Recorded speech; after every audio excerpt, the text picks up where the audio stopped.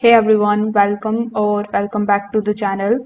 In today's video, I'm going to show you exactly how to track the projects with monday.com in 2025.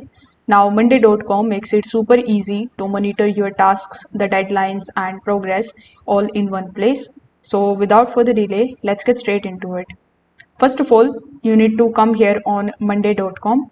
Then you need to either open an existing board of yours or you can also create a new one for your project. Now, a board is where you track all of your tasks and the updates. As you can see, this is the board that I am currently in, and right next to monday.com, it is showing me the name of my board. So once you are here, you are going to see this type of section in front of you. Now over here you can add any tasks if you want, or you are going to see all of the tasks that you have previously added over here. In the to-do list we have these tasks, you can add them in the completed list. Now here you can organize your boards into the groups, like we have to do, or you can add in progress if you want, then you can add completed.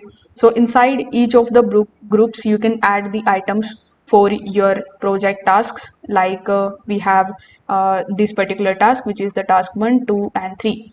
Now you can click on any of these tasks and then you can add any description if you want, or you can also add any member over here. You can assign them the due date, you can add the activity log and files over here.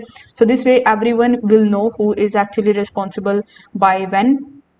After that, you can add the status column with the labels like working on it or stuck or done.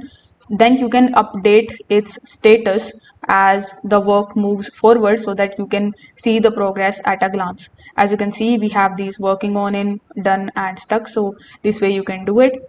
Now you can also switch to the timelines for the Gantt chart. Then you can select the calendar view to see the deadlines. You can also switch it to different types of views over here.